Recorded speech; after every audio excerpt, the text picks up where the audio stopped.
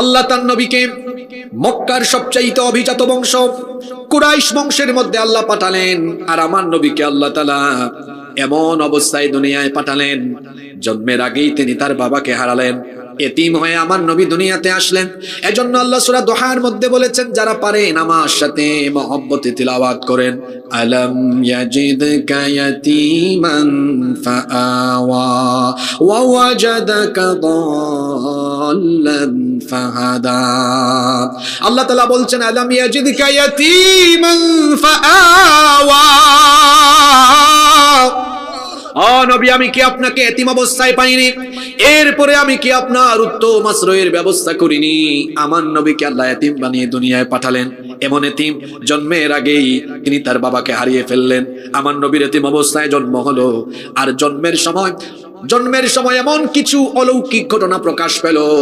আল্লাহর নবীর জন্মের মাত্র কিছুদিন আগে, আল্লাহ নবীর জন্মের 50, 60 বা 70 দিন আগে আব্রাহার বাহিনীকে আল্লাহ তাআলা সমূলে ধ্বংস করে দিয়েছেন। আব্রাহা এসেছিল তার হাতিওয়ালা বাহিনী নিয়ে কাবা শরীফকে ধ্বংস করার জন্য, কিন্তু আব্রাহা এবং তার হাতিওয়ালা বাহিনীকে আবাবিলের মাধ্যমে যিনি ধ্বংস করে দিয়েছেন, গলার আওয়াজ বড় করে সবাই বলেন তিনি কে? ইতিহাসবিদগণ এবং সিরাত প্রণেতাগণ বলেছেন, এই ঘটনা ছিল আল্লাহর নবীর দুনিয়াতে আগমনের বরকতময়, আল্লাহর নবী দুনিয়াতে আগমনের এক বরকতময় সূচনা।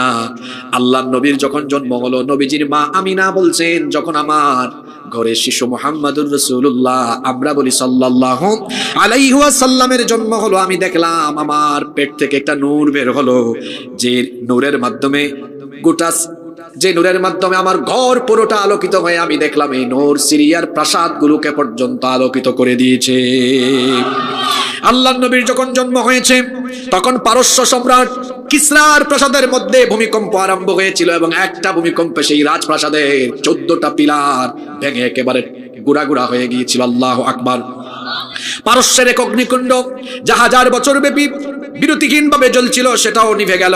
বুহায়রা পাদ্রের কূপ শুকিয়ে গিয়েছিল। আল্লাহর নবীকে আল্লাহ তাআলা এতিম অবস্থায় এই দুনিয়ায় পাঠালেন। জন্মের সময় কিছু অলৌকিক ঘটনা আল্লাহ তাআলা দুনিয়ার মানুষকে দেখালেন। সেই সময়ে মক্কার পরিস্থিতি ছিল এমন, শিশুদেরকে সুঠাম এবং শক্তিশালী হিসাবে গড়ে তোলার জন্য, শহরের রোগবালাই থেকে হেফাজত রাখার জন্য, এবং শিশু যেন ছোটকাল থেকেই আরবি ভাষা বিশুদ্ধভাবে শিখে, সেজন্য মক্কার লোকেরা তাদের সন্তান জন্মের পরে মরুভূমিতে বেদুইনদের কাছে পাঠায় দিতেন, ধাত্রী মহিলাদের কাছে, যাতে সেখানে কয়েক মাস বা কয়েক বছর ধাত্রী মহিলার মাধ্যমে মরুভূমির রুক্ষ আবহাওয়ায় বড় হয়ে ওঠেন। আল্লাহর নবীর বেলায়ও তাই ঘটল। আল্লাহর নবীর জন্মের পরে নবীজির দাদা আব্দুল মুত্তালিব ধাত্রী মহিলাদের সন্ধান করছেন, কিন্তু গরিব আর এতিম বাচ্চা দেখে কোনো ধাত্রী মহিলা নিতে চান না। তারা মনে মনে ভেবেছেন, এই এতিম শিশুকে নিয়ে গেলে বেশি টাকা পয়সা পাওয়া যাবে না, এজন্য কোনো ধাত্রী নারী এই এতিম বাচ্চাটিকে দেখতেও চায় না, নিতেও চায় না। তায়েফ থেকে বনু সাদ গোত্রের একদল নারী মক্কায় এসেছিলেন দুগ্ধ শিশু তালাশের জন্য। সবাই আসার পরে পয়সাওয়ালার ঘরের সন্তানদেরকে নিয়ে বিদায় হয়ে চলে গিয়েছেন। অবশেষে এলেন বনু সাদ গোত্রের সেই সৌভাগ্যবতী নারী হালিমাতুস সাদিয়া। তার বাহন অত্যন্ত দুর্বল ছিল, যে গাধায় চড়ে তিনি এসেছিলেন, হালকা পাতলা এবং দুর্বল হওয়ার কারণে তিনি সবার শেষে এসে দেখলেন ধনী ঘরের কোনো বাচ্চা কাচ্চা নাই, অন্যান্য ধাত্রীরা নিয়ে গিয়েছেন।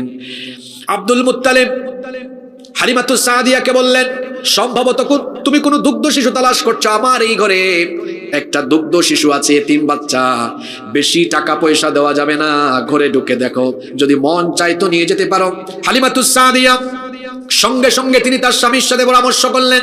তার স্বামীকে তিনি বললেন, দেখো আমরা একেবারে শেষে আসার কারণে কোনো বাচ্চা কাচ্চা পাই নাই, এত দূর তায়েফের পথ, আমরা কি আবার সেখানে ফিরে যাব নাকি? বরং খালি হাতে ফিরে যাওয়ার চাইতে কিছু আমরা নিয়ে যাই, চলো বাচ্চাটাকে দেখি, যদি দেখার পরে আমাদের মন ভালো লাগে তাহলে নিয়ে যাব। হালিমাতুস সাদিয়া বলছেন, আমার স্বামী আমাকে পারমিশন দেওয়ার পরে আমি যখন মা আমিনার ঘরে ঢুকে শিশু মুহাম্মাদুর রাসূলুল্লাহ সাল্লাল্লাহু আলাইহি ওয়াসাল্লামকে আমার কুলে নিয়ে তার দিকে নজর দিলাম, আমি তাকানো মাত্রই আমি উপলব্ধি করলাম এত সুন্দর চেহারা, আমার কাছে মনে হলো যেন আকাশের চাঁদ আমার কুলে নেমে এসেছে। আরবের একজন বিখ্যাত কবি এজন্য কবিতা লিখেছেন, ওয়া আহসানু মিনকা লাম তারা কাত্তু আইনি ওয়া আজমালু মিনকা লাম তালিদিন নিসা খুলিকতা মুবাররাআম মিন কুল্লি আইবিন কাআন্নাকা ক্বাদ খুলিকতা কামা তাশা। কত সুন্দর কথা।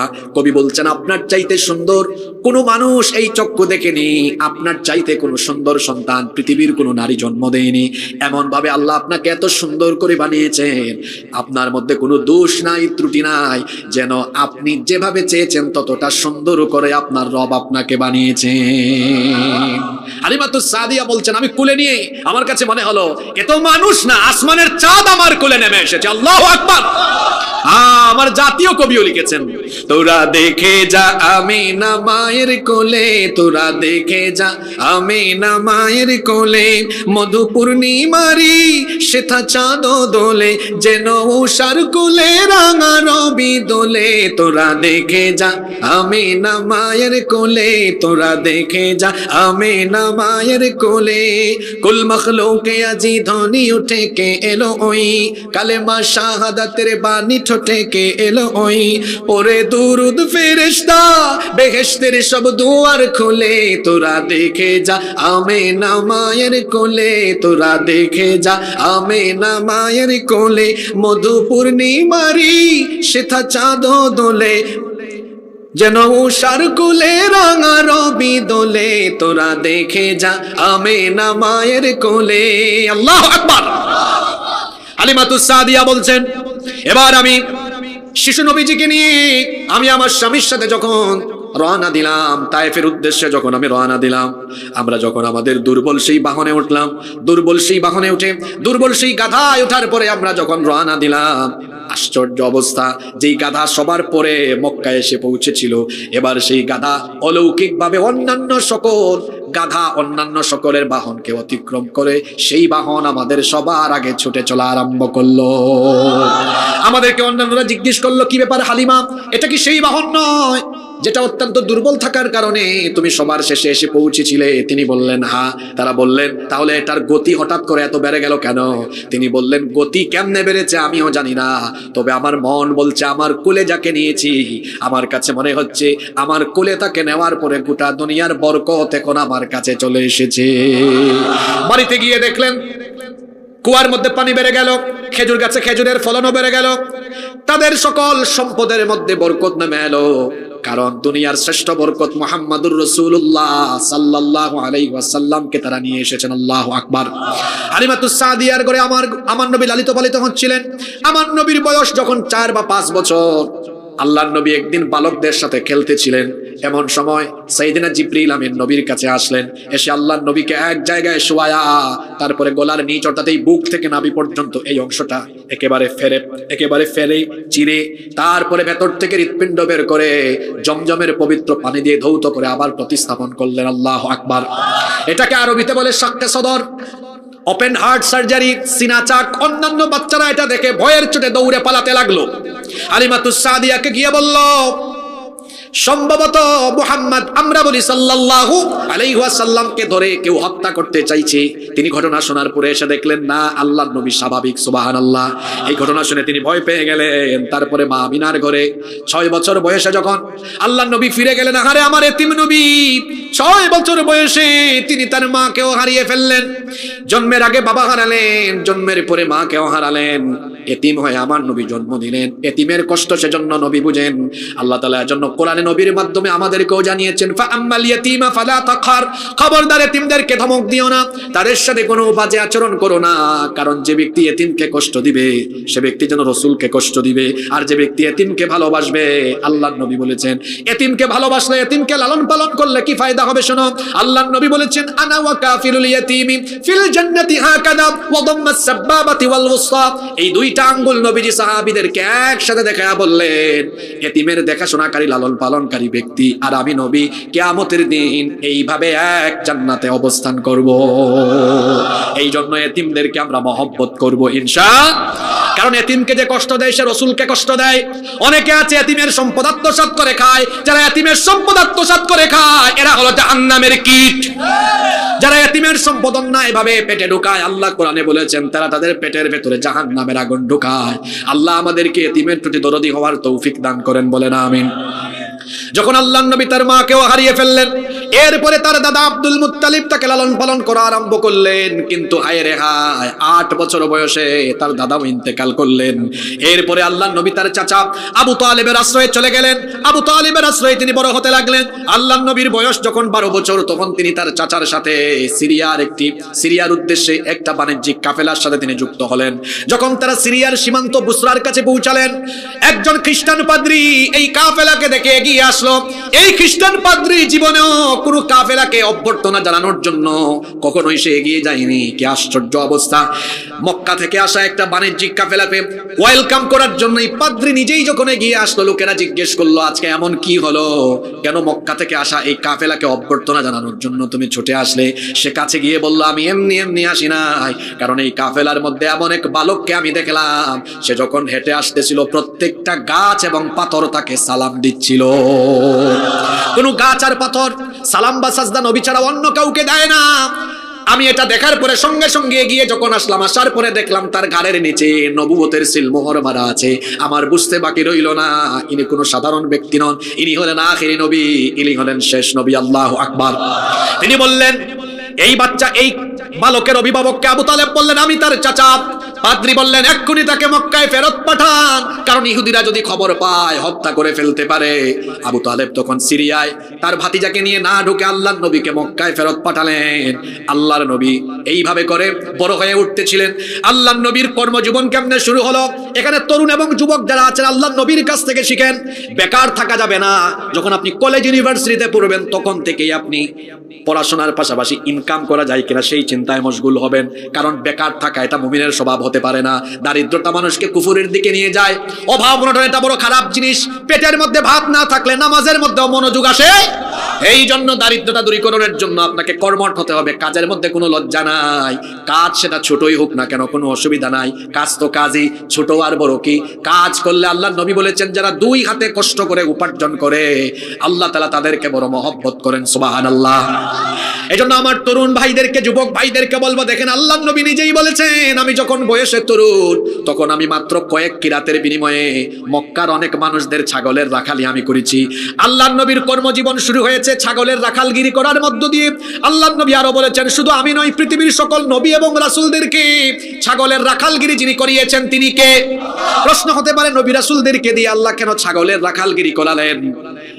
আমি নিজে যখন ছোট ছিলাম, আমি আমার নিজের কথা বলি, শখ করে আমিও কয়েকদিন রাখাল ভাইদের সাথে একটু বাড়ি থেকে দূরে গিয়েছিলাম। আমার যদ্দূর মনে পড়ে 3-4 দিন আমি বাড়ি থেকে অনেক দূর, 2-3টা নদী আছে, ওই দিকে গিয়েছিলাম। ভাবছিলাম একটু রাখালদের সাথে যাই, প্রতিদিন সকালবেলা যায়, তারা কোথায় যায় কি করে, একটু মনের শখে গিয়েছিলাম। যাওয়ার পরে দেখলাম রাখালগিরি এত সহজ না। দেখলাম গরু ছাগল যেগুলা নিয়ে যায়, এদেরকে বেদ দিয়া পিটাইলেও অনেক সময় লাইনে রাখা যায়। আপনি বলবেন এইদিকে যা, ডানে বললে যায় বামে, বামে নিয়ে গেলে চলে যায় ডানে। একটা ধরতে গেলে আরেকটা দৌড় মারে, আছে না নাই? আল্লাহ তাআলা তার নবী এবং রাসূলদেরকে দিয়ে রাখালগিরি এই জন্য করিয়েছেন। ছাগলের রাখালগিরি করা এত সহজ না। তারা একদিকে নিবেন, সে আরেক দিকে দৌড় মারবে, এদিকে বললে ওই দিকে যাবে। আল্লাহ তার নবী এবং রাসূলদেরকে দিয়ে দুনিয়ার শ্রেষ্ঠ কাজ করাবেন, নবুয়ত আর রিসালাতের দায়িত্ব পালন করাবেন, তাওহীদের দাওয়াত, তাওহীদের প্রতিষ্ঠা করাবেন। এই মানুষকেও দাওয়াত দিলে কিছু মানুষ ঈমান আনবে, কিছু মানুষ বিরোধিতা করবে, কিছু মানুষকে সুজা বললে উল্টা বুঝবে। নবীরা যেন ধৈর্যশীল হন, এই জন্য নবুয়ত দেওয়ার আগেই নবীদেরকে ছাগলের রাখালগিরি করিয়েছেন কে?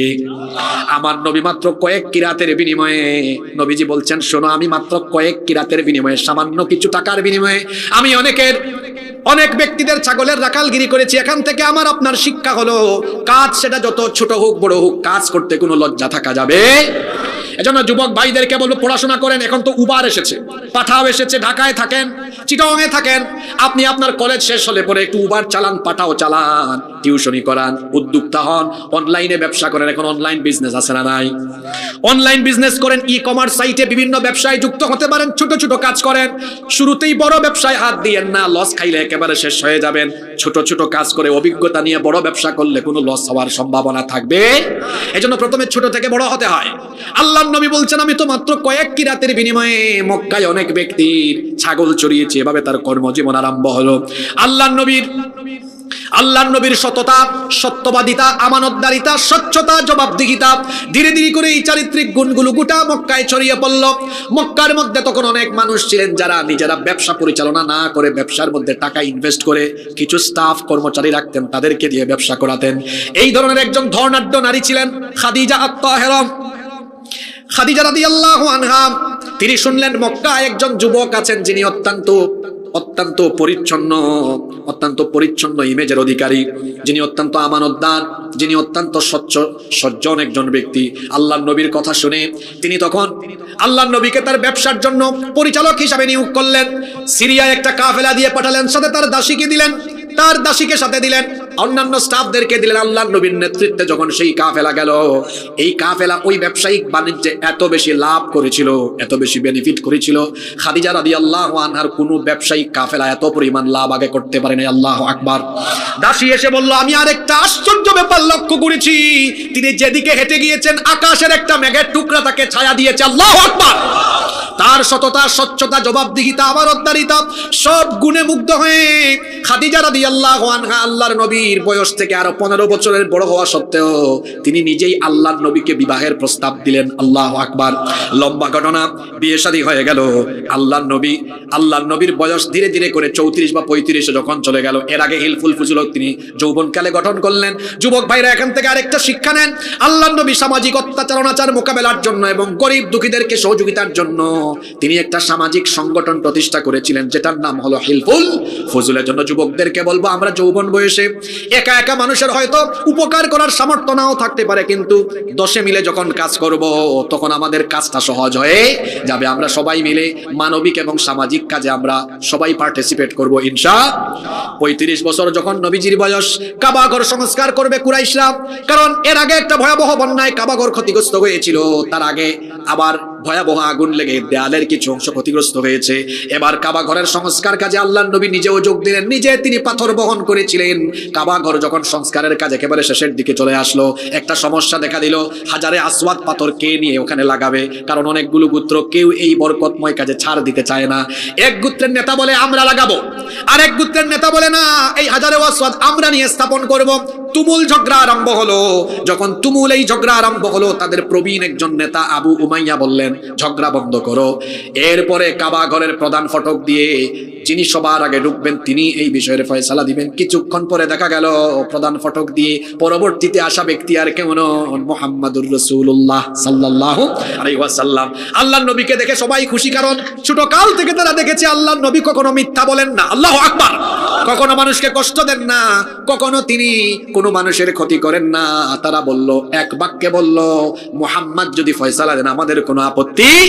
আল্লাহর নবী বললেন, শুনো তোমরা ঝগড়া করো না, একটা চাদর নিয়ে আসো, চাদর বা একটা কাপড়ের টুকরা নিয়ে আসো। একটা চাদর বা কাপড়ের টুকরা আনা হলো। আল্লাহর নবী এবার ওই চাদরের বা ওই কাপড়ের টুকরার মধ্যে এভাবে হাজারে আসওয়াদকে রাখলেন। তারপরে বললেন, সব গোত্রের এক একজন লিডার আসো, এসে এই চাদরের চতুর্পাশে সবাই ধরো। সবাই ধরলো। আল্লাহর নবী বললেন, ঝগড়া বন্ধ করে আবার সবাই মিলে এটাকে জায়গা মতো ফিট করো। সুবহানাল্লাহ। এত সুন্দর সমাধান দিয়ে দিলেন। গোটা মক্কার পরিস্থিতি এমন, কন্যা সন্তান জন্ম নিলে এই জালিমের দল জীবিত অবস্থায় পুঁতে ফেলে। নারীদের কোনো ইজ্জত ছিল না, সম্মান ছিল না। বাজারে যেভাবে মাছ সবজি কেনা বেচা হয় সেইভাবে করে তারা নারীদেরকে কেনা বেচা করত। বিবাহ শাদী ছাড়া নারীদেরকে তারা ভোগ করত। গোটা মক্কায় হানাহানি, মারামারি, বিশৃঙ্খলা, রক্তপাত, অজ্ঞতা, অসভ্যতা, বর্বরতায় গোটা সমাজ ছেয়ে গিয়েছিল। এদেরকে এই পৌত্তলিকতা, হানাহানি, মারামারি, বিশৃঙ্খলা থেকে কিভাবে বের করে আনা যায়, আল্লাহর নবীর পেরেশানি বেড়ে গেল। তিনি তার বাড়ি থেকে মক্কার অদূরে হেরা গুহায় চলে গেলেন। একা একা সময় কাটাতে লাগলেন নিঃসঙ্গ অবস্থায়। ওই হেরা গুহায় তিনি একবার দুইবার নয়, পরপর 3 বছরের রমজান মাস ওই হেরা গুহার মধ্যে তিনি ইবাদত বন্দেগীতে মশগুল হলেন। আল্লাহর নবীর বয়স 40-এ পৌঁছে গেল। আল্লাহর নবীর কাছে জিবরিল আসার আগে তার নবুয়তের ভাব আস্তে আস্তে প্রকাশ পেল। সত্য স্বপ্নের মাধ্যমে তার নবুয়ত এর ভাব প্রকাশ পেয়েছিল। তিনি তখন যা স্বপ্নে দেখতেন বাস্তবে তাই ঘটতো। সুবহানাল্লাহ পড়েন। এইরকম করে আল্লাহর নবী হেরা গুহায় ধ্যানে মগ্ন আছেন, ইবাদত বন্দেগীতে আছেন।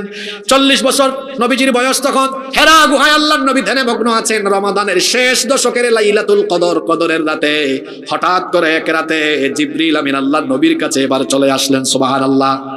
মনোযোগ আছে আপনাদের নাকি ঘুমায় গেছেন? খারাপ লাগে? এবার সবার মনোযোগ যেন থাকে।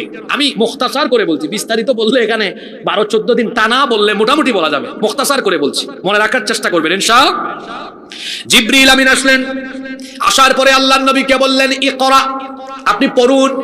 আল্লাহর নবী বললেন মা আনা বিকারি, আমি পড়তে জানি না। জিবরিল আমিন এসে আল্লাহর নবীকে তার বুকের সঙ্গে সজোরে চেপে ধরলেন, তারপরে ছেড়ে দিয়ে দ্বিতীয়বার বললেন ইকরা। আল্লাহর নবী বললেন, যখন জিবরিল আমাকে সজোরে চেপে ধরলেন, আমার নিঃশ্বাস একেবারে বন্ধ হয়ে যাওয়ার উপক্রম হচ্ছিল, তিনি আমাকে ছাড়লেন, আমি কিছুটা স্বস্তি পেলাম। বললেন ইকরা, আপনি পড়ুন। আমি দ্বিতীয়বার আবার বললাম মা আনা বিকারি, আমি তো পড়তে জানি না।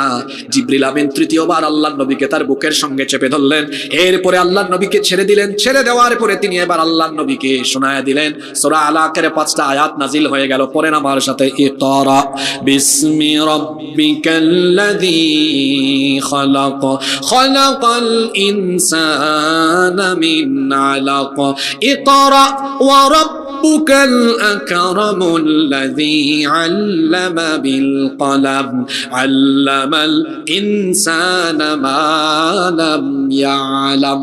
আল্লাহু আকবার। যে কোরআনের মাহফিল শুনতে আপনারা এসেছেন, এই কোরআন নাজিলের সূচনা এবার আরম্ভ হয়ে গেল। আল্লাহু আকবার।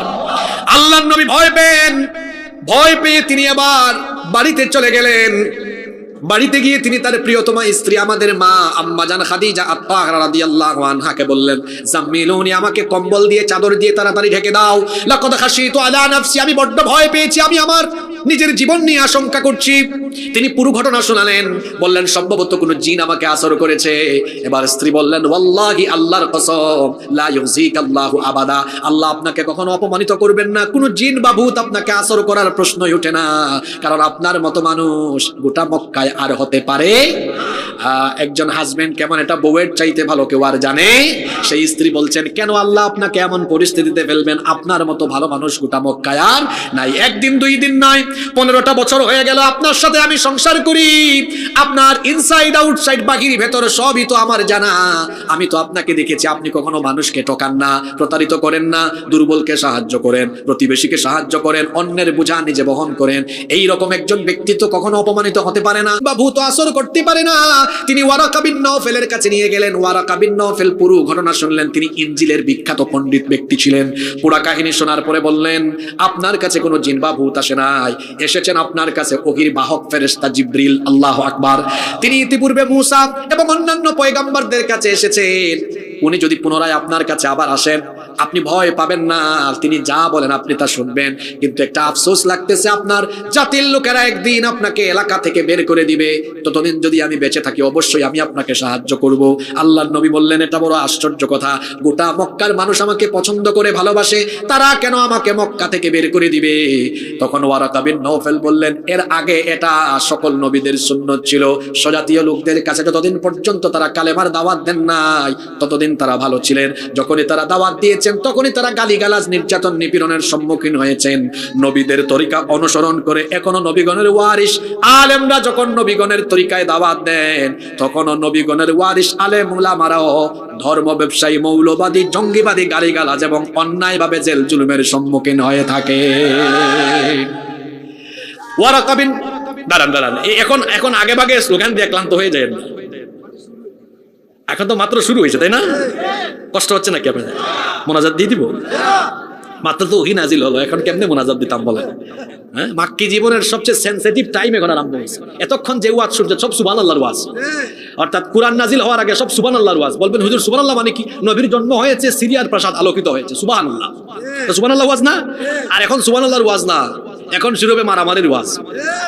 যারা এতদিন সুবহানাল্লাহ সুবহানাল্লাহ, যারা এতদিন খুশি ছিল নবীর আগমনে, নবীকে পাইয়া, এখন তারাই আল্লাহর নবীর বিরোধী হয়ে যাবে। মনোযোগ আছে নাকি আপনাদের? ওয়ারাকা বিন নওফেলের এই কথা শুনে আল্লাহর নবী অবাক হলেন। আল্লাহর নবী বাড়ি চলে গেলেন, আর অপেক্ষায় আছেন কখন আবার জিবরিলের সাথে সাক্ষাৎ হবে। আবার তিনি হেরা গুহায় গেলেন। বাড়ি থেকে অল্প কিছু খাবার নিয়ে তিনি হেরা গুহায় যান। অল্প খাবার নিয়ে সেখানে তিনি খাবার দাবার আর ইবাদত বন্দেগীতে তিনি মনোনিবেশ করলেন। অল্প খাবার দাবার নিয়ে গেলেন যাতে করে কোনো মতে সেখানে থাকা যায়। খাবার দাবার ফুরিয়ে গেলে আবার আসতেন, আবার খাবার নিয়ে হেরা গুহায় চলে যেতেন। আর অনেকদিন হয়ে গেল আল্লাহর নবীর কাছে জিবরিল আমিন আসেন না, ওহী নাজিল হয় না। এই সময়টাকে বলা হয় ফাতরাতুল ওয়াহী। ওহির বিরতিকাল। আল্লাহর নবীর কাছে যখন ওহী নাজিল হয় না, আল্লাহর নবী চিন্তায় পড়ে গেলেন, পেরেশান হয়ে গেলেন। তিনি ভাবলেন হয়তোবা আল্লাহ আমার উপর রাগ করে ফেলেছেন, কেন ওহী নাজিল হয় না। তিনি হতাশাগ্রস্ত যখন হয়ে পড়লেন, একদিন আল্লাহর নবী হেরা গুহা থেকে নেমে আসতেছেন। এমন সময় কে জানি আল্লাহর নবীকে ডাক দিল। আল্লাহর নবী ডানে তাকালেন, কাউকে দেখলেন না। বামে তাকালেন, কাউকে দেখলেন না। সামনে তাকালেন, কাউকে দেখলেন না। পিছনে তাকালেন, কাউকে দেখলেন না। এবার মাথাটা উঁচু করে যখন আল্লাহর নবী তাকালেন, লক্ষ্য করে দেখলেন 600 ডানা বিশিষ্ট বিশাল আকৃতির দেহ। আসমান জমিনের মাঝখানে একটা আসনের মধ্যে সাইয়েদনা জিবরিল বসে আছে। আল্লাহু আকবার। আল্লাহর নবী এই জীবনে প্রথমবার জিবরিল আমিনকে তার আসল সুরতে দেখেছেন। আল্লাহু আকবার। আল্লাহর নবী সাইয়েদনা জিবরিল আমিনকে সশরীরে মাত্র 2 বার দেখেছেন, কিন্তু জিবরিল আমিন তো আল্লাহর নবীর কাছে অসংখ্য বার এসেছেন, কিন্তু জিবরিল আমিনের আসল সুরতে আল্লাহর নবী তাকে দেখেছেন মোট কয়বার? প্রথমবার ভালো করে দেখতে পারেন না, এই বিরাট আকৃতি দেখা মাত্রই বেহুশ হয়ে পড়ে গিয়েছিলেন। জিবরিল আমিন এসে আল্লাহর নবীকে তুলে দিয়েছিলেন। এরপরে হুশ আসার পরে আবার তিনি বাড়িতে চলে গিয়েছেন। বলবেন হুজুর আরেকবার কোন সময়ে দেখেছেন? মেরাজের রাতে আল্লাহর নবী জিবরিল আমিনকে সিদরাতুল মুনতাহায় দ্বিতীয়বার আবার তার নিজের সুরতে দেখেছেন। আল্লাহ সূরা নজমের মধ্যে সেটা বলে দিয়েছেন, ওয়ালাকাদ রাআহু নাযলাতান উখরা ইনদা সিদরাতিল মুনতাহা ইনদাহা জান্নাতুল মাআওয়া। আর অবশ্যই সে আরেকবার তাকে দেখেছিল। কোথায় দেখেছিলেন? ইনদা সিদরাতিল মুনতাহা ইনদাহা জান্নাতুল মাআওয়া।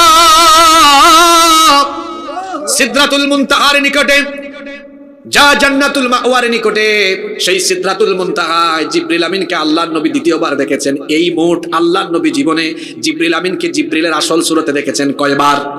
আসতে বলবেন না, জোরে বলেন কয়বার? আল্লাহর নবী বেহুশ হয়ে পড়ে গেলেন। হুশ ফেরার পরে আবার বাড়িতে চলে গেলেন। যাওয়ার পরে আবার তিনি আম্মাজান খাদিজা রাদিয়াল্লাহু আনহাকে বললেন, আমি জিবরিলকে আবার দেখেছি, ভয় পেয়েছি, কম্বল দিয়ে ঢেকে দাও। যখন তিনি চাদর আবৃত হয়ে শুয়ে আছেন, আল্লাহ আয়াত নাজিল করলেন, ইয়া আইয়ুহাল মুদাথথির কুম ফাআনযির ওয়া ربك فكبر وثيابك فطهر والرجز فهجر ولا تمنن تستكثر ولربك فاصبر।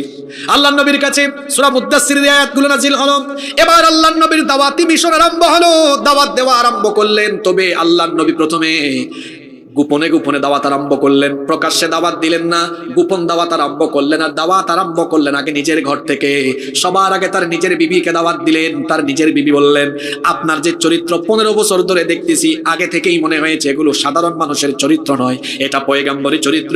এই জন্য সবার আগে আমি কালেমা পড়ে আপনার উপর ঈমান আনলাম। তারপরে আবু বকর রাদিয়াল্লাহু আনহু, তারপরে আলী ইবনে আবি তালিব রাদিয়াল্লাহু আনহু, তারপরে যায়েদ ইবনে হারেসা রাদিয়াল্লাহু আনহু।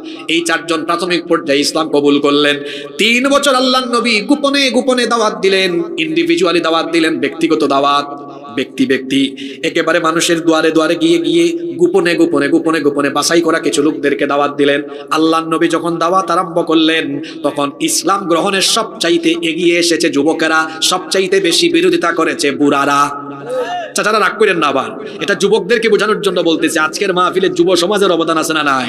ও যুবক ভাইরা, ইসলামের অগ্রযাত্রায় সূচনা লগ্ন আপনাদের অবদান ছিল। ইসলাম গ্রহণে যুবকরা এগিয়েছিল। আবার ইসলামের জন্য আত্মত্যাগ, কুরবানি, শাহাদাতেও যুবকরা এগিয়েছিল। সুতরাং সেই যুবকদেরকে আজকের বাংলাদেশে ইসলাম প্রতিষ্ঠায় সবার আগে এগিয়ে আসতে হবে।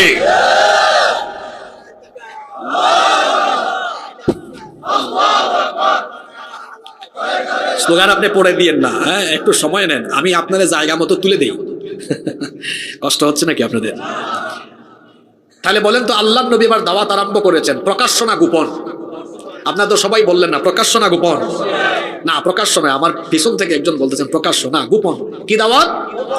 গোপনে দাওয়াত দিচ্ছেন। কয় বছর? 3 বছর আল্লাহর নবী গোপনে গোপনে দাওয়াত দিলেন। একেবারে বেশিরভাগ গরিব মানুষ আর বেশিরভাগ যুবকেরা ইসলাম গ্রহণ করলো।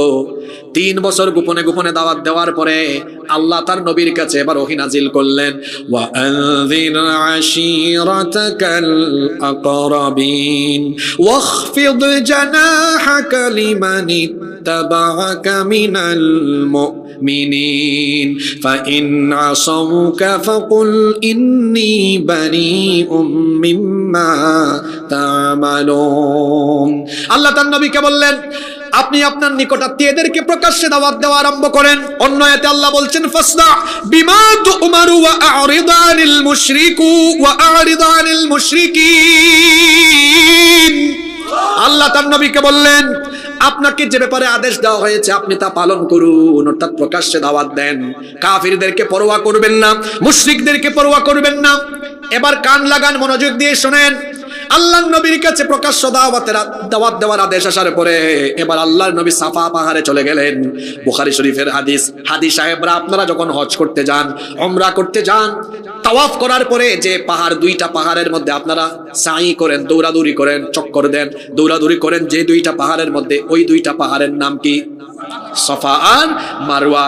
হজ কইরা উমরা কইরা সেলফি তুলে চলে আসবেন না।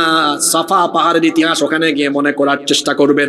আমি আমার জীবনে প্রথম যখন সাফা পাহাড়ে যখন গিয়েছিলাম, সাই করার আগে সাফা পাহাড়ে লম্বা সময় দাঁড়িয়েছিলাম, আর এই হাদিসটা মনে করছিলাম।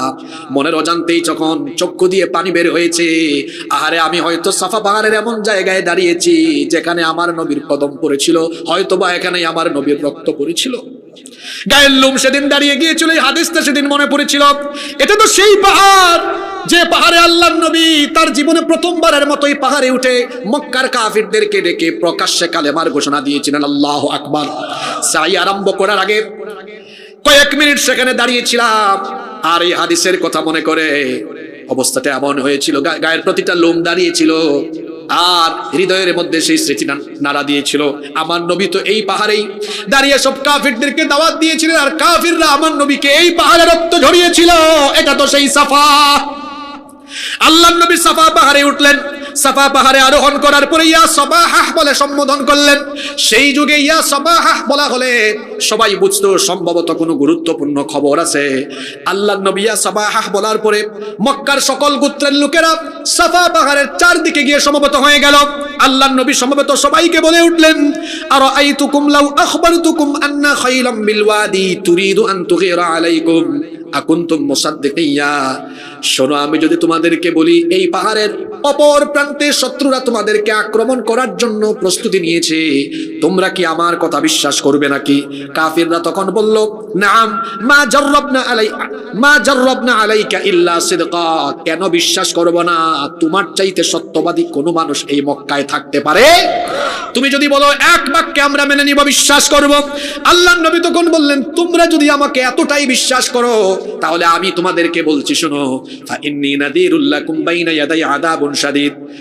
আমি তোমাদের সাথে এমন একটা খবর শেয়ার করছি, তোমাদের আর আমার সাথে সম্পর্কের উপমা হলো এমন, এক ব্যক্তি দেখলো যে তার গোত্রকে কেউ আক্রমণ করার প্রস্তুতি নিয়েছে, আর সে যেমন গিয়ে তার গোত্রকে এই খবর বলে দিয়ে সতর্ক করেছে, আমিও ঠিক সেইভাবে সতর্ককারী হিসাবে তোমাদের কাছে আগমন করেছি। আমি তোমাদেরকে বলছি, শোনো, কিয়ামত আছে, কিয়ামত আসার আগে, মরার আগে তোমরা আল্লাহর দ্বীনের পথে, তাওহীদের পথে ফিরে আসো, কারণ আল্লাহ আমাকে নবুয়ত দিয়েছেন।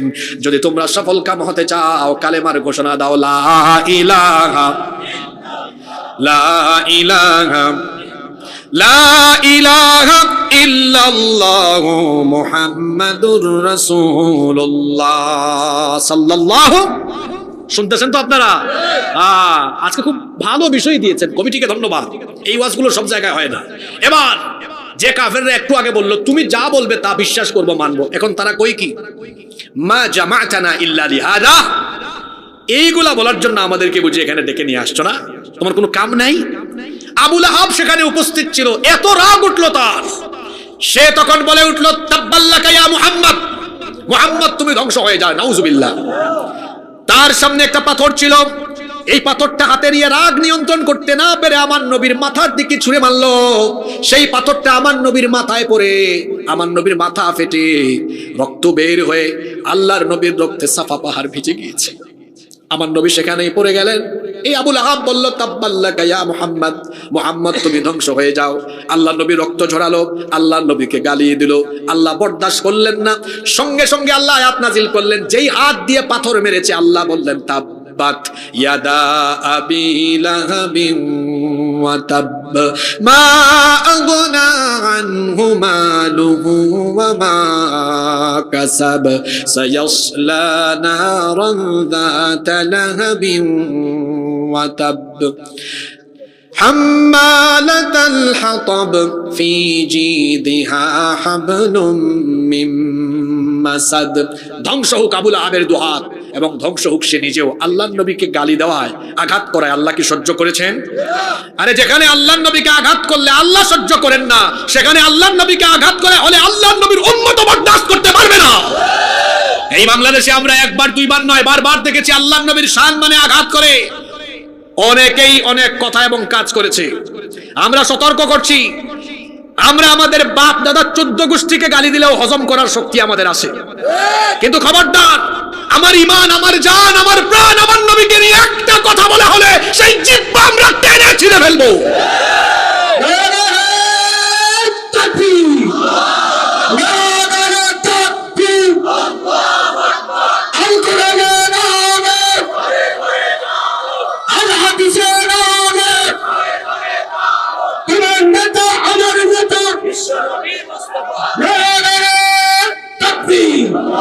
অগমর প্যারা নবী তুমি সৃষ্টির ছবি, অগমর প্যারা নবী তুমি সৃষ্টির ছবি, তুমি মাহবুবে খুদা শাহে দো জাহান, তুমি মাহবুবে খুদা শাহে দো জাহান। আমার ঈমান, আমার দিল, আমার জান, আমার ঈমান, আমার দিল, আমার জান। অগমর প্যারা নবী, পারেন না? না পারলেও বলেন, অগমর প্যারা নবী তুমি সৃষ্টির ছবি, অগমর প্যারা নবী তুমি সৃষ্টির ছবি, তুমি মাহবুবে খুদা শাহে দো জাহান, তুমি মাহবুবে খুদা শাহে দো জাহান। আমার ঈমান, আমার দিল, আমার জান, আমার ঈমান, আমার দিল, আমার জান। আমার নবী আমার ঈমান, আমার নবী আমার জীবন, ঠিক কি না? আমরা হয়তো অন্য কারো জন্য মরতে নাও পারি, কিন্তু রসুলের জন্য আমরা মরতে জানি। আল্লাহর নবী সাফা পাহাড়ে দাওয়াত দিলেন, গোপনে না প্রকাশ্যে? মহিলা মানুষের মতো কথা বলেন কেন? আমার বাড়ি সিলেটে, হযরত শাহজালাল রহমতুল্লাহ আলাই এই সিলেটে গিয়েছিলেন 360 আউলিয়া নিয়ে। তো তিনি হযরত শাহজালাল রহমতুল্লাহ আলাইয়ের জীবনী পড়বেন, কি পরিমাণ সাহসী ছিলেন। গৌর গোবিন্দকে গিয়ে সিলেট থেকে উৎখাত করে দিয়েছেন। তো সেই শাহজালাল রহমতুল্লাহ আলাইয়ের এলাকার মানুষ তো ওই রুহানিয়ত কিছুটা আমাদের মধ্যে আছে। দুর্বল ইমানদার, এজন্য আমি দেখতে পারি না, পছন্দ করি না। কথা বলবেন বীর পুরুষের মতো কথা বলবেন। আল্লাহর নবী এই জীবনে প্রথমবার প্রকাশ্যে কালিমার দাওয়াত দিয়েছেন। কালিমার দাওয়াত দেওয়ার পরে সবাই ফুলের মালা দিয়ে তারপর নবীকে রিসিভ করেছে, না প্রথমেই আঘাত করেছে? জোরে বলেন, প্রথমেই ফুল না আঘাত? তাহলে বোঝা গেল দ্বীনের এই পথ, এটা ফুল বিছানো নয়, এটা আঘাতে আঘাতে ক্ষত বিক্ষত করা, রক্ত পিচ্ছিল পথ। কিন্তু আমরা ভয় পাবো না। যেভাবে আল্লাহর নবীকে আঘাত করার পরেও আল্লাহর নবী দ্বীনের দাওয়াত দিয়েছেন, শত আঘাত আসলেও দ্বীন কায়েমের এই পথে আমাদেরকে দমিয়ে রাখা যাবে না।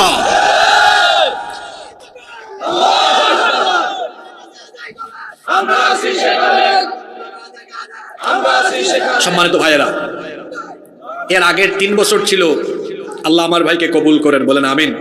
এর আগে 3 বছর ছিল গোপন দাওয়াত। প্রথম 3 বছর ছিল কি দাওয়াত?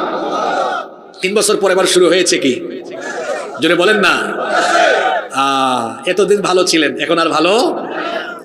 আল্লাহর নবী যখন প্রকাশ্যে দাওয়াত দেওয়া আরম্ভ করলেন, কাফিরের দল এবার আল্লাহর নবীর দাওয়াতের বিরোধিতার জন্য বিভিন্ন কৌশল অবলম্বন করল। শুনেছেন তো আপনারা? প্রথমেই তারা আল্লাহর নবীর দাওয়াতকে ঠেকানোর জন্য প্রাথমিক অবস্থায় শারীরিক নির্যাতন না করে সবার আগে তারা আল্লাহর নবীকে বিভিন্ন ধরনের গালিগালাজ আরম্ভ করলো। গালিগালাজ করে তুচ্ছ তাচ্ছিল্য করে তারা বোঝাতে চাইলো এই লোকটা এতদিন ভালো ছিল, এখন পাগল হয়ে গিয়েছে, নাউজুবিল্লাহ। এই জন্য আল্লাহর নবীর দাওয়াত ঠেকাবার জন্য প্রথমেই কাফেররা বলল, ওয়াকালু ইয়া আইয়ুহাল্লাযী নুযিলা আলাইহিদ যিকরু ইন্নাকা লামাজনুন। সূরা হিজরের 6 নম্বর আয়াত আল্লাহ কাফিরদের কথা তুলে দিয়েছেন। ওয়াকাল, আল্লাহ বলছেন কাফিররা বলেছিল ইন্নাকা লা মাজনুন, নিশ্চয়ই তুমি পাগল। নাউজুবিল্লাহ।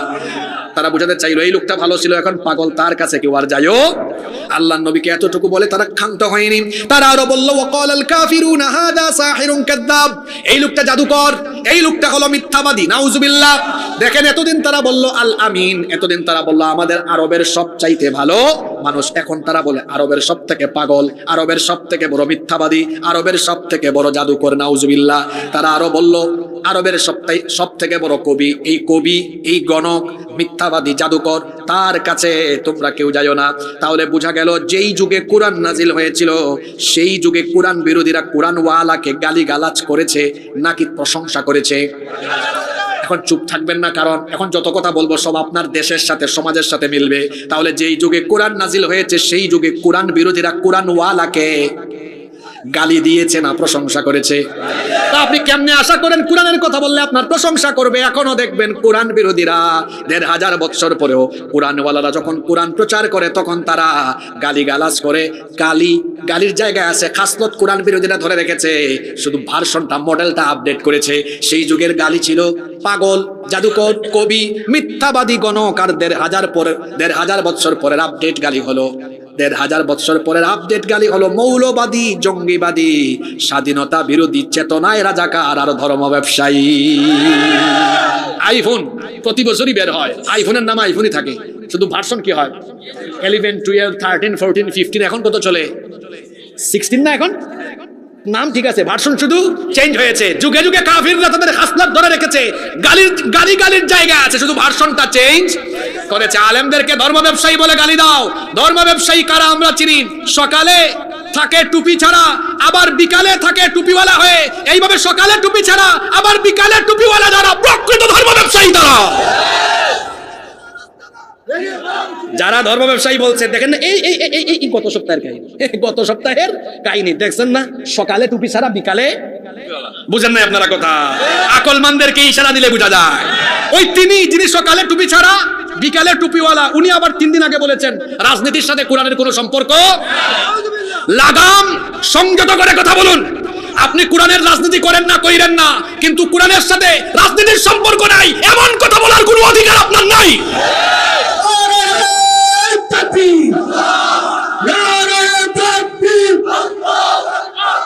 প্রকৃত ধর্ম ব্যবসায়ীদেরকে মানুষ চিনে, আর আমরা আরো ভালো চিনি, আমরা সিলেটিরা। বলবেন হুজুর আপনি সিলেটকে পৃথক করে বললেন কেন? কারণ এরা দেখবেন নির্বাচন আসলে ওই বাবা শাহজালাল রহমতুল্লাহ আলাইহির মাজার জিয়ারত করে, তারপরে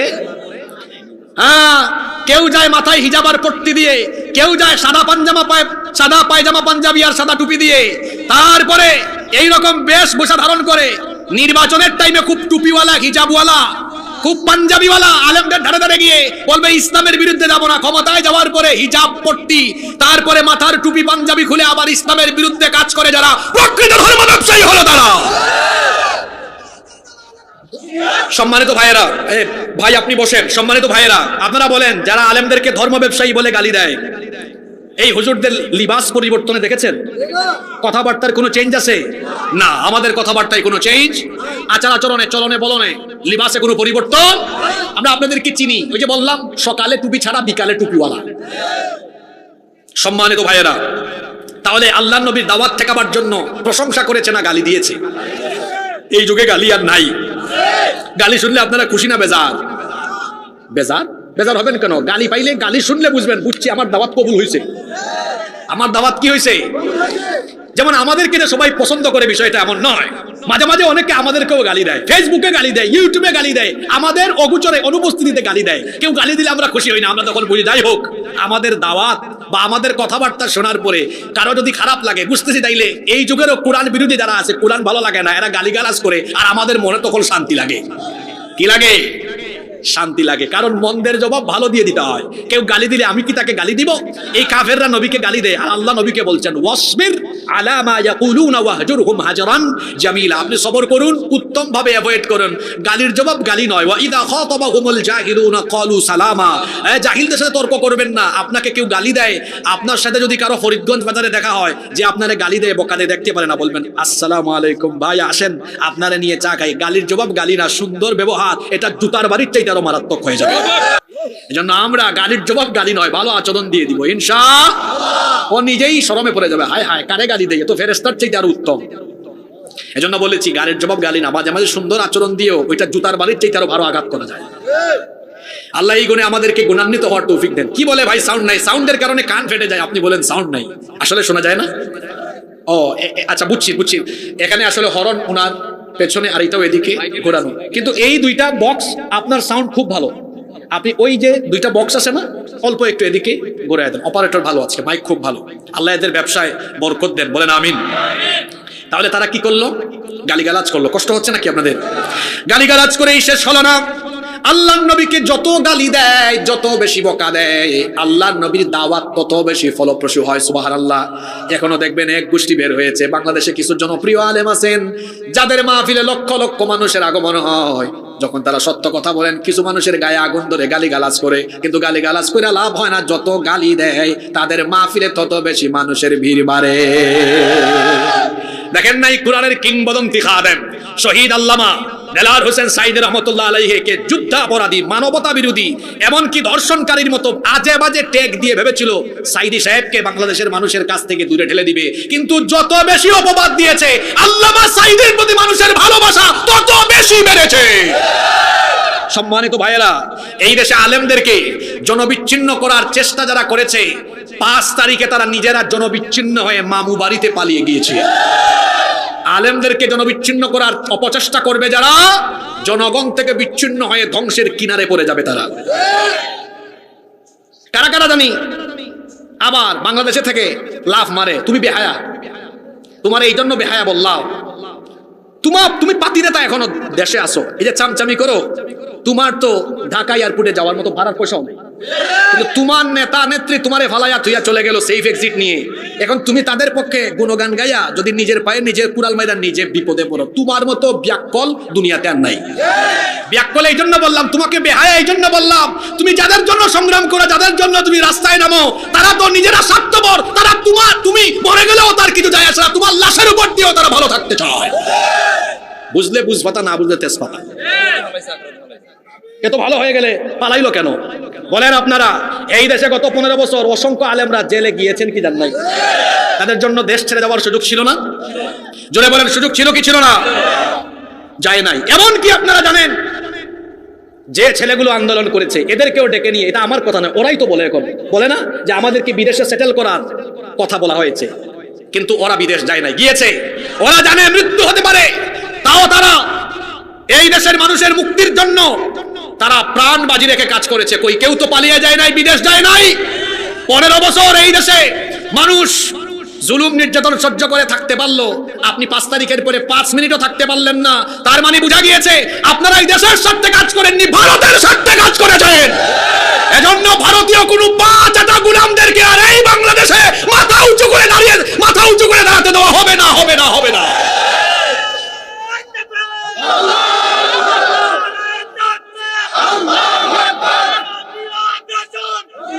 এটাও বলতে পারেন না, এই ভাই তো সুন্দর স্লোগান দিয়েছে, ভারতীয় আগ্রাসনের পর কি বলবেন? এই তো ঠিক আছে, ভেঙে দাও, গুড়িয়ে দাও, দেন আপনাকে আমি সুযোগ দিলাম, দেন, মনের কথা বলছেন আপনি।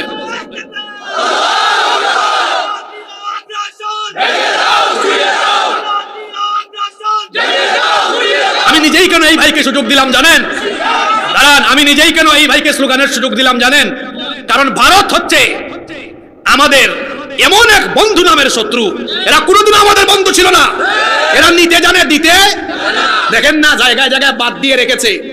হ্যাঁ, শীতকালে আমাদেরকে পানি দেয় না, আর বর্ষাকালে তখন পানি দিয়ে আমাদেরকে ডুবায় মারে। ভারত কি জাতের বন্ধু আমরা জানি।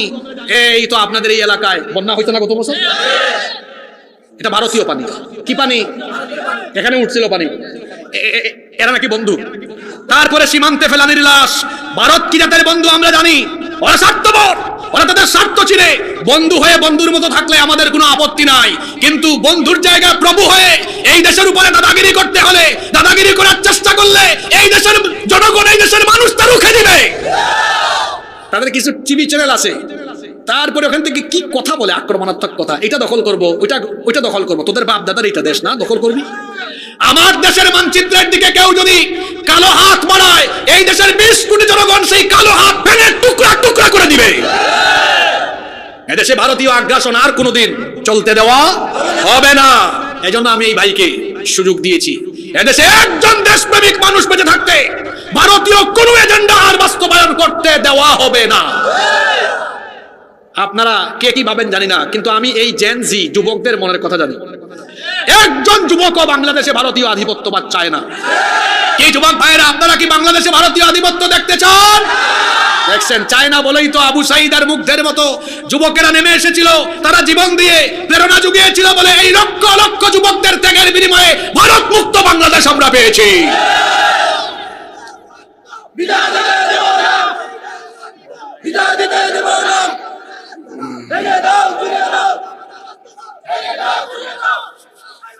সম্মানিত ভাইয়েরা, কষ্ট হচ্ছে আপনাদের?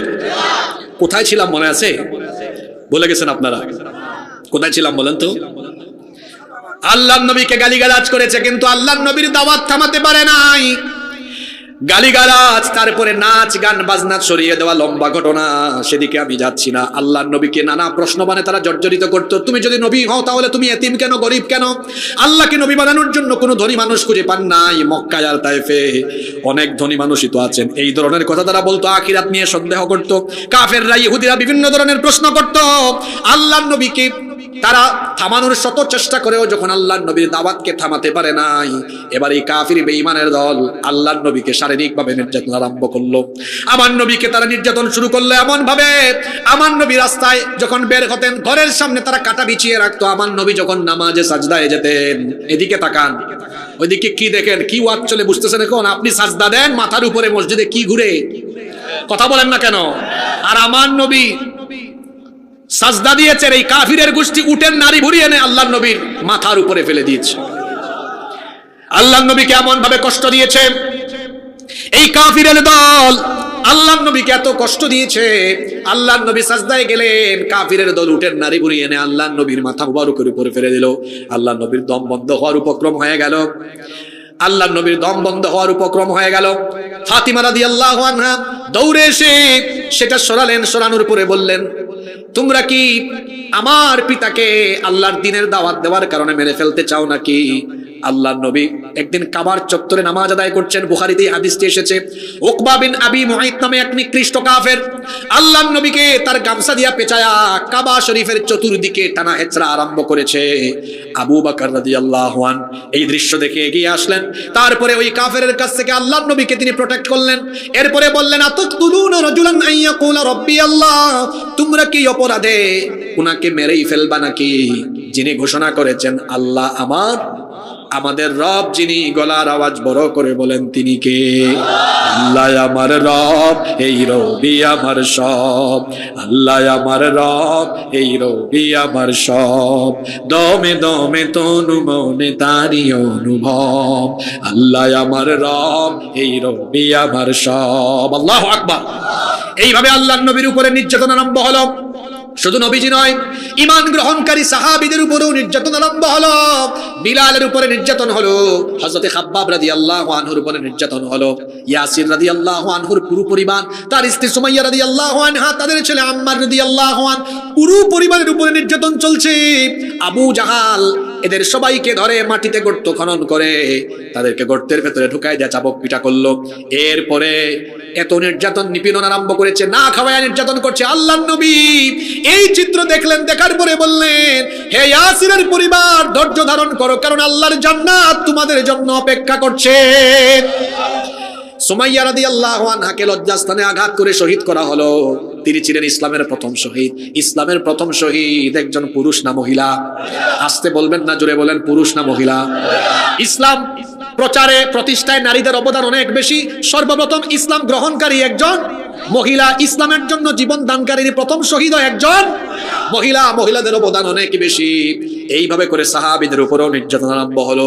আল্লাহর নবী নবুয়তের দাওয়াত দিচ্ছেন। নবুয়তের দাওয়াতের ৫ম বছরে, অর্থাৎ আল্লাহর নবীর বয়স তখন ৪৫ বছর। চিন্তা করলেন, আমার এই অসহায় নির্যাতিত উম্মতদেরকে বাঁচানো দরকার। আল্লাহর নবী শুনতে পেলেন আল্লাহর নবী শুনতে পেলেন আবিসিনিয়ার বাদশা নাজ্জাশী, তিনি খ্রিস্টান হলেও অত্যন্ত ভালো মানুষ, তিনি মানুষের উপর জুলুম করেন না, তার রাষ্ট্রে কোনো মানুষের উপর জুলুম করা হয় না। আল্লাহর নবী এবার দুর্বল মুসলমানদের একটা দলকে আবিসিনিয়ায় হিজরতের উদ্দেশ্যে পাঠালেন। মুসলমানরা মদিনায় হিজরত করার আগে প্রথমে হিজরত করেছিল আবিসিনিয়ায়। মুসলমানরা মদিনায় হিজরত করার আগে সর্বপ্রথম হিজরত করেছিল কোথায়? আবিসিনিয়ায়। প্রথম দফায় 12 জন গেলেন, আর সেখানে নেতৃত্ব দিলেন নবীজির মেয়ের জামাই উসমান বিন আফফান রাদিয়াল্লাহু আনহু এবং নবীজির মেয়ে রুকাইয়া রাদিয়াল্লাহু আনহা। সেখানে 12 জন পুরুষ এবং 4 জন নারী, এই মোট 16 জন রাতের অন্ধকারে তারা মক্কা থেকে বের হলেন। এরপরে তারা মালবাহী একটি জাহাজে উঠে তারা আবিসিনিয়ায় চলে গেলেন। কাফেররা খবর পেয়েছিল কিন্তু ধরতে পারে নাই। এরপরে দ্বিতীয়বার আবার 82 বা 83 জন পুরুষ এবং 18 বা 19 জন নারী হিজরত করেছিলেন। এদেরকে ফিরায় আনার জন্য কাফেরদের 2 জন প্রতিনিধিও গিয়েছিল, কিন্তু লম্বা ঘটনা। জাফর বিন আবু তালেব রাদিয়াল্লাহু আনহু তিনি মুসলমানদের মুখপাত্র হয়ে সেখানে বাদশা নাজ্জাশীকে সব বিষয় বলেছিলেন। বাদশা নাজ্জাশী সব বিষয় জানতে পেরে মুসলমানদেরকে আর ফিরাইয়া দেন নাই। এরা যখন ফিরাইয়া আনতে পারে নাই, মক্কায় ফিরে এসে তারা মিটিং করলো। এরপরে তারা জুলুম নির্যাতনের পরিমাণ আগের চেয়ে আরো বেশি বাড়িয়ে দিল। ইসলাম আর মুসলমানদের উপরে কঠিন সময় নেমে আসলো। চতুর্দিকে মুসলমানদের উপর নির্যাতন, চতুর্দিকে মুসলমানদের উপর নিপীড়ন, চতুর্দিকে মজলুম মুসলমানদের আর্তনাদে আহাজারিতে মক্কার আকাশ বাতাস ভারী হয়ে উঠেছে। এই কঠিন সময়ে ইসলামের 2 সিংহ পুরুষ ইসলাম গ্রহণ করলেন। সুবহানাল্লাহ পড়েন। একজন হলেন হামজা বিন আব্দুল মুত্তালিব রাদিয়াল্লাহু আনহু, আরেকজন হচ্ছেন হযরতে ওমর ইবনুল খাত্তাব রাদিয়াল্লাহু আনহু। যে 2 জনের নাম বললাম, এই 2 জন নরম না গরম? আসতে বলবেন না, নরম না গরম? বিশেষ করে বেশি গরম যিনি, তার নাম কি শুনেছেন আপনারা? বলবো একটা কাহিনী বলবো। ওমর রাদিয়াল্লাহু আনহু তো খুব গরম, উনি কথা বলেন পরে লাগান, এটা ওমরের স্বভাব। ওমর রাদিয়াল্লাহু আনহু ইসলাম গ্রহণ করে এসে বললেন, নবীজি অন্যরা যেভাবে গোপনে গোপনে নামাজ পড়ে, আমি গোপনে কিচ্ছু করতে পারবো না। সুবহানাল্লাহ পড়বেন না? ওমর যা করে সব দেখায়া করে। তিনি বলেন, আমি যে ইসলাম কবুল করছি না সবাই জানুক। আল্লাহর নবী আপনি পারমিশন দেন, আমরা কাবা শরীফের দিকে একটা মিছিল বের করব। সুবহানাল্লাহ পড়বেন না?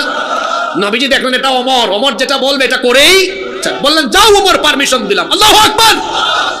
যুবক ভাইরা শুনেন, আপনাদেরকে অনেকে ব্যবহার করে তার নিজের চেয়ার আর গদি ঠিক রাখার জন্য।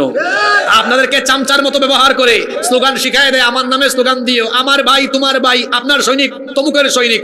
আমার যুবক ভাইয়েরা, এই যৌবন কারো চামচামি করে যৌবন নষ্ট করবেন না। এই যৌবন দেওয়া হয়েছে আল্লাহর জমিনে আল্লাহর দ্বীন কায়েমের জন্য।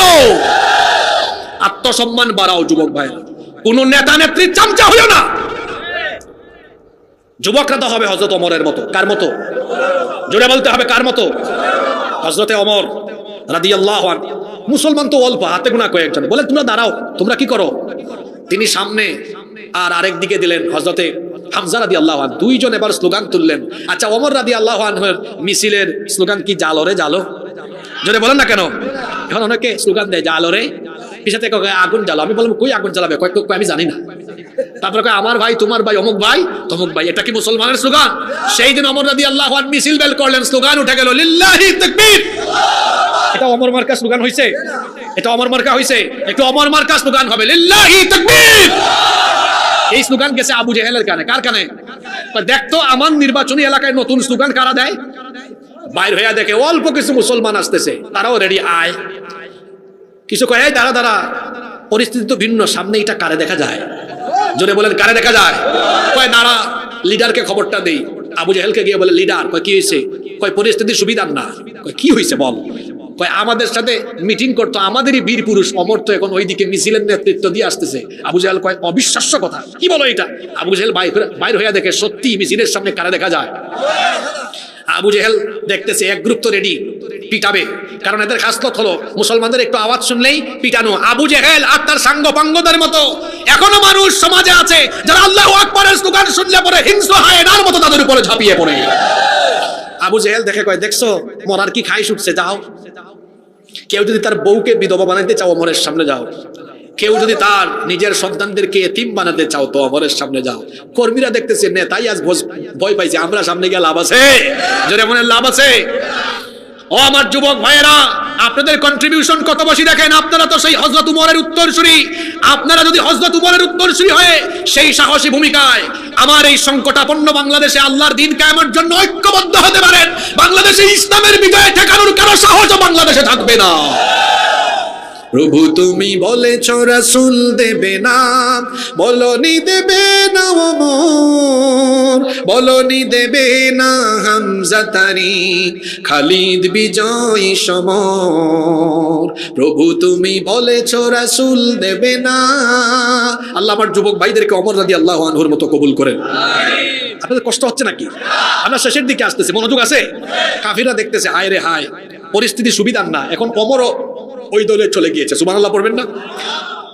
কাফিররা মিটিং ডাকলো, কয় দেখো পরিস্থিতি এখন আগের মতো আর নাই, চলো এক কাজ করি, দেখি আমরা মীমাংসা করে ফেলতে পারি কিনা।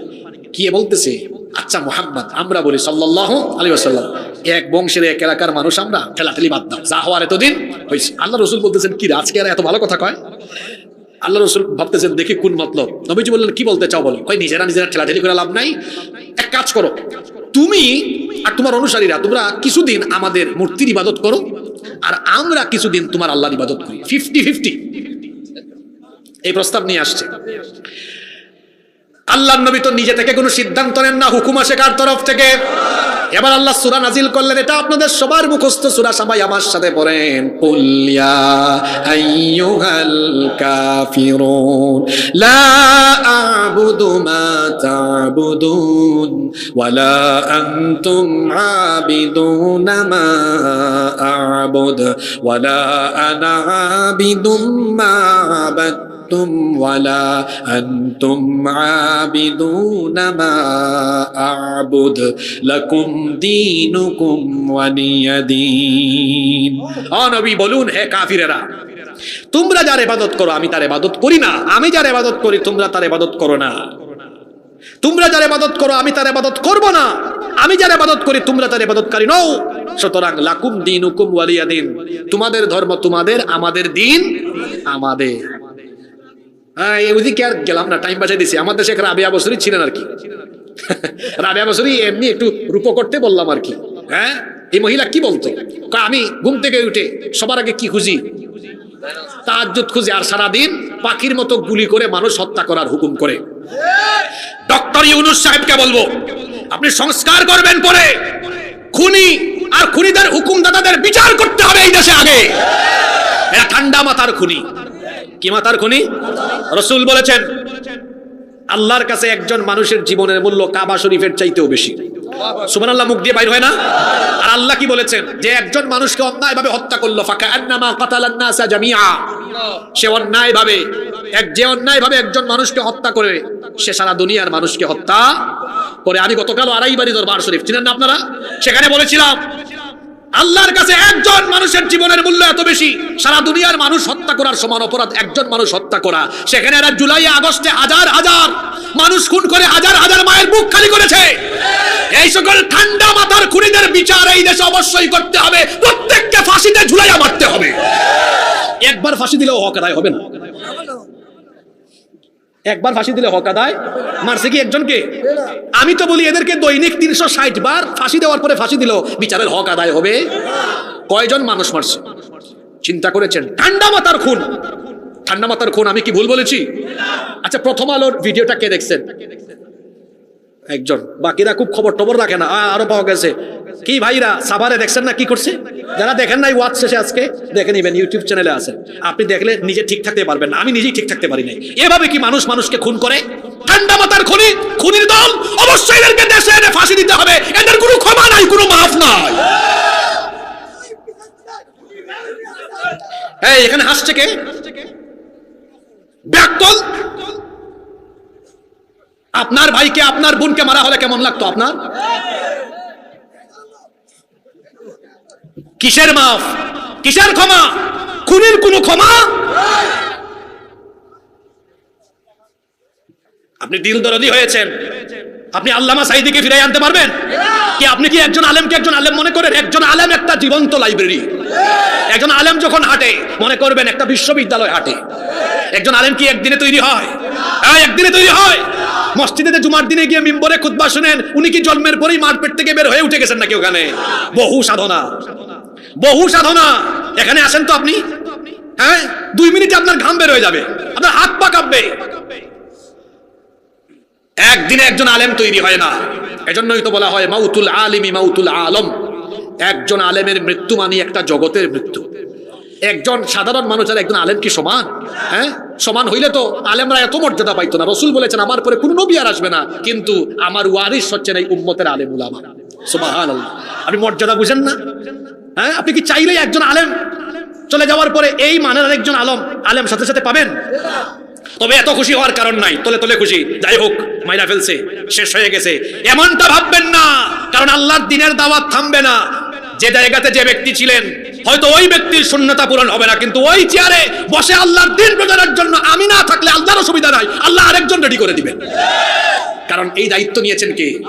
আমি হাসিবুর রহমান যদি না আসি, আপনি যদি না আসেন, আল্লাহর কিছু যায় আসে? আল্লাহ আমার আপনার জায়গায় আরেকজন তৈরি করে দিবেন। আল্লাহর কাজ থেমে থাকবে।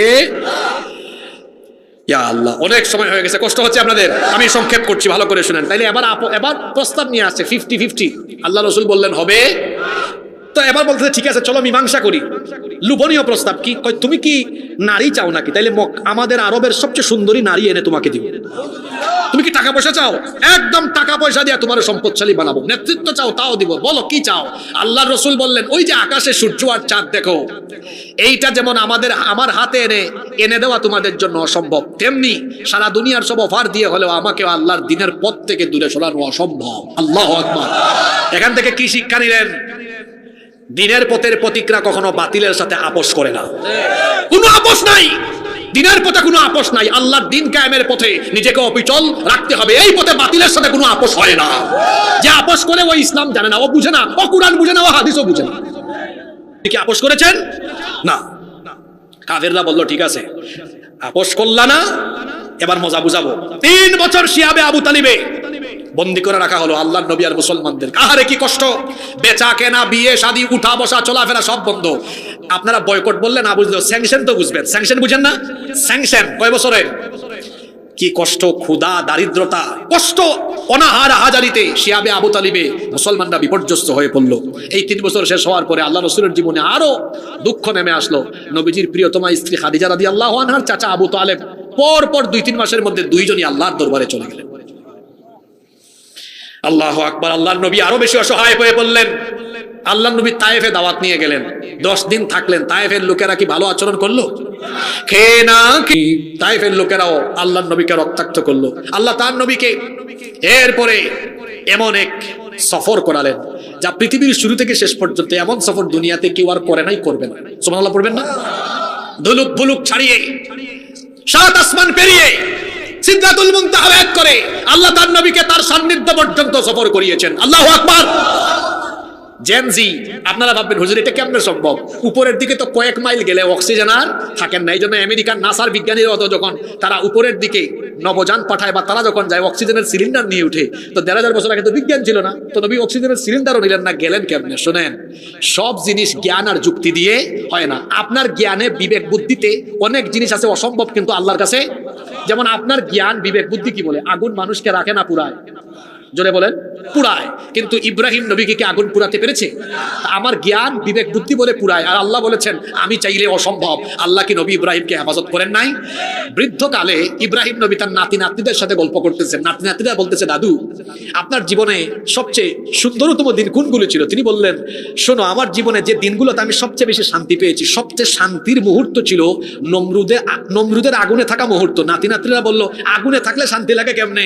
তিনি বললেন, আল্লাহ আগুনকে বলেছিলেন আমার জন্য শান্তিদায়ক হতে, আগুন এমন শান্তিদায়ক হয়েছে, নমরুদের আগুনে আমি যতক্ষণ ছিলাম দুনিয়ার শ্রেষ্ঠ শান্তিতে আমি ছিলাম।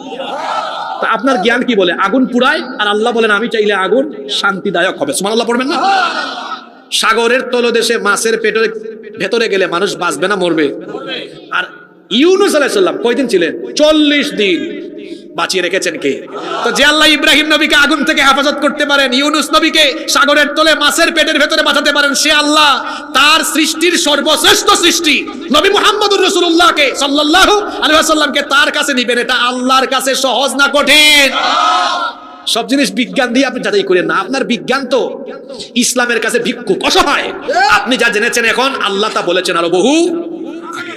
শুনেন, মেরাজ হচ্ছে নবীর শ্রেষ্ঠত্বের প্রমাণ। যদি আল্লাহ তার নবীকে এত বড় সফর না করাইতেন, আমেরিকার নাসার বিজ্ঞানীরা আপনাদেরকে বলতো ইসলামের নবী মুহাম্মদ সাল্লাল্লাহু আমাদের চেয়ে সেরা না, কারণ আমরা তো নাসায় গিয়ে, আমরা তো এই চাঁদে গিয়েছি, মহাশূন্য সফর করছে, তোমাদের নবীকে গিয়েছেন ব্যাককলের দল। তোরা এটা বলার সাহসও পাবি না, তোরা এখনো প্রথম আসমানের নিচের মহাশূন্যের এক কোনায়ও যাইতে পারস নাই। আর আমার নবী 7 আসমান পাড়ি দিয়ে ধুলুক ভুলুক, তারপরে সিদ্ধাতুল মুনতাহা পাড়ি দিয়ে এমন জায়গা পর্যন্ত, আরশে আজিম পর্যন্ত গিয়েছেন যা পৃথিবীর কোনো মানুষ যেতে পারবে না। আল্লাহু আকবার। আল্লাহ নবী মেরাজ থেকে ফিরে আসলেন, পরিস্থিতি বড় কঠিন, নবুয়তের 11 বছর এমন কঠিন, মক্কায় আর দাওয়াত দেওয়া সম্ভব হচ্ছে না। আপনারা কষ্ট পাচ্ছেন। এই আমরা শেষ দিকে আসতেছি, খাজরাজ গোত্র, নাম কি? খাজরাজ গোত্রের লোকরা আসছেন মক্কায় হজে। আল্লাহ নবী 6 জনকে টার্গেট করে দাওয়াত দিলেন, 6 জনই ইসলাম কবুল করল। সুবহানাল্লাহ বললেন না? পরবর্তী বছর এই 5 জন এসেছে, সাথে করে আরো 7 জন আনছে নতুন করে মুসলমান বানায়া। 7 কত হইল? আল্লাহ নবী 12 জনকে বায়াত দিলেন। ইসলামের ইতিহাসে এটার নাম আকাবার প্রথম শপথ। এই 12 জনকে নবীজি বায়াত পড়ায়া সাথে করে দিলেন হযরতে মুসআব বিন উমাইর রাদিয়াল্লাহু আনহুকে, বললেন উনি হচ্ছেন তোমাদের মুআল্লিম, উনি কুরআন শেখাবেন, যাও কুরআন প্রচার করো। এবার এই 12 জন মিলে 1 বছর কাজ করলেন। পরবর্তী বছর 73 জন পুরুষ আর 2 জন নারী নিয়ে পরবর্তী বছর আবার তারা রাসূলের কাছে আসলেন। সুবহানাল্লাহ বললেন না? এবার আকাবার দ্বিতীয় শপথ অনুষ্ঠিত হলো। ইতিমধ্যে আউস আর খাজরাজ গোত্র মদিনার অনেক মানুষ ইসলাম কবুল করে ফেলেছে, বেশিরভাগই ইসলাম কবুল করে ফেলেছে। আর মক্কায় পরিবেশও নাই। আউস খাজরাজ গোত্রের লোকেরা বলতেছে, নবী আপনি চলে আসেন না মদিনায়, আমরা আপনাকে ওয়েলকাম করবো, এখানে তো পরিবেশ নাই। কিন্তু নবীজি তো স্বেচ্ছায় যেতে পারবেন না, হুকুম আসতে হবে কার থেকে? এই টাইমে কাফিরের দল পরিকল্পনা করছে, না মুহাম্মদকে আমরা হত্যা করবো, নাউজুবিল্লাহ। আল্লাহ তাআলা হিজরতের আদেশ দিলেন। নবীজি এবার তার সাথে আবু বকর রাদিয়াল্লাহু আনহুকে নিয়ে মদিনায় চলে গেলেন। গিয়েছিলেন আউস আর খাজরাজ গোত্রের মীমাংসাকারী হিসাবে। যাওয়ার পরে তারা বলল, আপনি এবার মদিনাকে একটা রাষ্ট্র হিসেবে ঘোষণা দিয়ে আপনি আমাদের মধ্যে মদিনার প্রেসিডেন্ট, রাষ্ট্রপ্রধান হয়ে থাকবেন। আল্লাহু আকবার বলেন, আল্লাহু আকবার। হ্যাঁ, বহুত সময় ওয়াজ শুনছেন, এবার কিছু প্রশ্ন উত্তর দেন। নবীজির টোটাল জিন্দেগি কত বছর? জোরে বলেন, কত বছর? 40 বছরের আগে দাওয়াত দিয়েছেন, জোরে বলেন দিয়েছেন। এর আগের প্রশ্নটা করি, নবীজির জীবন কয় ভাগে বিভক্ত? মাক্কি, মাদানী। মক্কায় কত বছর? 53। কত? মদিনায়? মক্কার জীবনকে কয় ভাগে ভাগ করা হয়েছে? নবুয়তের আগের, নবুয়ত পাওয়ার পরে মক্কায় ছিলেন কত বছর? 13 বছর। এই 13 বছর খুব আরামের না জুলুম নির্যাতনের? আল্লাহর নবী 13 বছর দাওয়াত দিয়েছেন, জুলুম নির্যাতন সহ্য করেছেন, সাহাবীরাও নির্যাতন সহ্য করেছেন, শহীদ হয়েছেন। এবার মদিনায় যাওয়ার পরে আরো জীবনের বাকি কত বছর থাকলেন? এখন চুপ থাকলে হবে না। কত বছর? কত বছর? এই 10 বছর এখন আল্লাহর নবী, ওই যে এর আগে 13 বছর। আচ্ছা আপনারা বলেন তো, স্বর্ণকে পুরালে স্বর্ণ কি হয়? সোনা খাঁটি হয়। সোনা কি হয়? খাঁটি হয়। লোহাকে আগুনে গলালে পরে লোহা তৈরি হয়। ঠিক তেমনি মুসলমানদের উপরে নির্যাতন নিপীড়ন চালালে মুসলমানরা দিন বিজয়ের জন্য খাঁটি হয়। যারা ভেবেছিল 15 বছর নির্যাতন করলাম এরপরেও এত লোক, এরা কোত্থেকে থাকে? আরে সোনাকে পুরালে যেমন খাঁটি হয়, ইসলামী আন্দোলনের কর্মীদেরকে নির্যাতন করলে তারা দিন কিয়ামতের জন্য আরো বেশি চেতনায় উজ্জীবিত হয়। সম্মানিত ভাইয়েরা, এবার নবীজি 13 বছর যে লোকগুলা তৈরি করলেন, এই লোকদেরকে দিয়ে মদিনায় একটি রাষ্ট্রের গোড়াপত্তন করে এবার আল্লাহর নবী মদিনার রাষ্ট্রপ্রধান, প্রেসিডেন্ট হয়ে গেলেন। যারা সুবহানাল্লাহ বললেন না, বাড়ি গিয়ে বলবেন নাকি? তাইলে নবীজির জীবনে রাষ্ট্র পরিচালনার সুন্নত নীতি আছে না নাই? আজ বাংলাদেশে এক গোষ্ঠী বের হয়েছে, নবীজির সুন্নতি তরিকায়, কোরআনের তরিকায় দেশ চালানোর কথা বলে দেখছো কারবারটা কি করলো? না ধর্ম আর রাজনীতি এক করে ফেলছে। ব্যাককলের দল। আল্লাহর নবী তো ধর্ম দিয়ে, কোরআন দিয়েই 10 বছর মদিনার রাষ্ট্র পরিচালনা করেছেন। কোরআন দিয়ে, নবীর সুন্নতের আদলে দেশ পরিচালনা ধর্ম ব্যবসা নয়, বরং এটা হচ্ছে নবীর সুমহান আদর্শ। সেই আদর্শে আমরা এগিয়ে যেতে চাই কি চাই না? সেই আদর্শে আমরা এগিয়ে যেতে চাই কি চাই না? এজন্য তথাকথিত নেতা নেত্রীদের আদর্শকে লাথি দিয়ে ডাস্টবিনে ফেলে আমরা আল্লাহর কোরআন আর রাসূলের সুন্নাতকে পার্লামেন্ট পর্যন্ত নিয়ে যাব। কারা কারা আপনারা রাজি আছেন? 2 হাত তুলে আল্লাহরে দেখান।